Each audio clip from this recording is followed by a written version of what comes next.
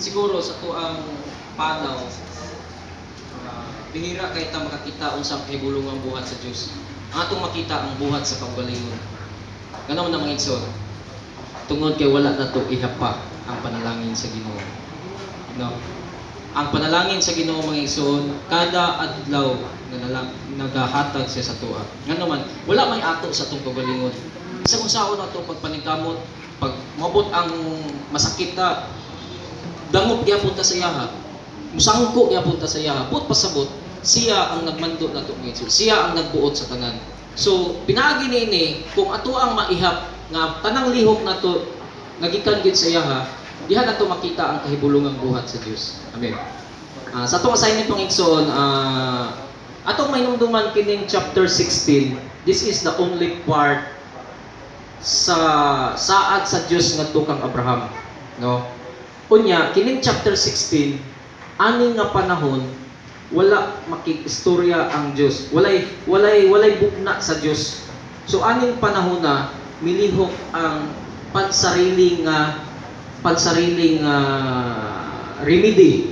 Kay nahibalo man ang pamilya ni Abraham, si Sarai, nahibalo sila nga ang Dios nagsaad. Unya initanaw nila silang kaugalingon unsaon pagkatuman sa saad sa Dios. So nagbuhat sila og ilahang kaugalingon nga pamaagi. So aning panahon na mga igsoon, si Sarai tungod kay sa iyaha maggumingkad ang kaliwatan kay siya mamoy asawa. So siya ang nag-initiate. Kani siya nga plano kang Sarai ni siya. Dili ni kang Agar, dili po ni kang Abram. Kang Sarai ni siya. So iyahang moto nang basta man tatanan, iyahang gihangyo si Agar. So eventually nahitabo ang plano ni Sarai. Kaya lang wala niya masilip nga dunay disadvantage. Una, sa diha nga nanamko na si Agar, gitamay niya si Sarai. Di ba? So diha na to makita nga makaingon po Sarai, ay bali yan akong buwan nabaliktad, nabali raman sa kuha. Pero si Sarai aptik po kayo. Ngano man, wala niya giangkon nga katuyahan sala. Kinsa diyang gipakasala? Si Abraham. Ngano man, ang katong buhat, katong pagkaroon ng katong nga purpose, miski si Sarai ang nag-initiate, pero si Abraham man ang nagbuhat. So dito gihapon sangko sa iyaha. Mo ni timan-an nato mga brothers. Kita nga mga igsoong lalaki, musangko gid sa tanan sa tuwa. Ngano man, di ba ang lalaki ulo sa babae? So kung doon na may mga kapakyasan, dito niya sangko sa lalaki. Moto siya nga si Sarai, giingnan niya si Abraham nga, ikaw maoy hinungdan ang tanan. Okay. Karon si Abraham, tungod kay siyempre dili man pud siya nag-initiate. So iyang gihatag niya ang kagahom ngadto kang Sarai. Naman si kagahom nga naman ulipon man to niya. So buhata ang tanan nimo nga gusto nga buhaton ngadto niya. So karon ang hitabo kang Sarai, iyang alila iyang gisakit si Agar. So mahinungdan na si Agar milayas. Okay. Kani siya mga igsoon, pag diri sa plano sa Dios, atong timanan mga igsoon, once ang Dios musulti, once ang Dios mohatag nato og tanan nga mga instruction, dili nato tagahan og response sa maong kahulugan pinaagi sa ato ang huna-huna. Di ba? Once ang Dios may nagsulti, so kung ang Dios nagsulti, ibalos nato sa iya nga Lord, unsa ang imuhang pamaagi? Unsa ang imuhang katuyuan? Okay. Imo maning saad, so unsa pud ang imong pamaagi? So ingon ana, kay kung kita nagdawat ta sa sulti sa Dios unya mubuhat ta pinaagi sa tong kaugalingon, kapakyasan gid kayo mga igsoon.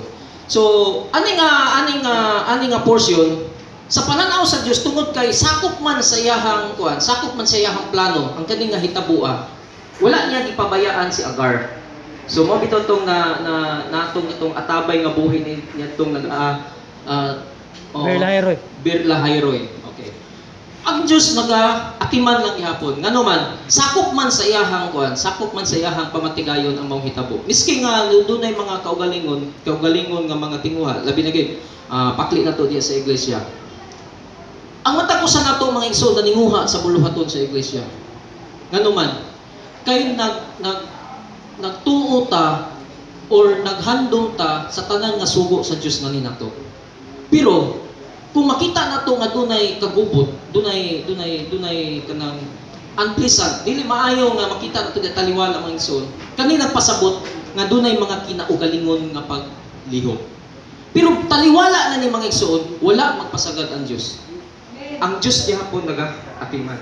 So salamat sa Ginoo mga igsoon nga kini siya nga chapter 16 mao ni siya pagpakita sa tuwa nga side mga igsoon diha sa iglesia unsaon pag kinabuhi nga kung ang Dios naghatag nato og instruction, naghatag nato og pamalaod, ang reply nato mga igsoon sa pagbuhat dili kinaugalingon kundi mag-agad gihapon ta sa iyaha mga igsoon. Pero usahay man lagi kay naa sa kaugalingon, so dili gihapon ta kawat-an og pag-asa. Unsa may sulbad mga igsoon nga nasulbad ang problema ni Agar? Unsa man pagpaubos. Diha sa pagpaubos mga igsoon, human tanan. So kini pagpaubos mga igsoon, bisag unsa ka bugat nga sitwasyon, bisag unsa ka bugat nga problema, bisag unsa ka dako nga kagubot, kung naa ang pagpaubos mga igsoon, human tanan. Usa si Agar, gipanalanginan siya sa Dios. Ingon sa balas dili maihap ang ihang kaliwatan. So mao ni karong mga side put sa un-Christian.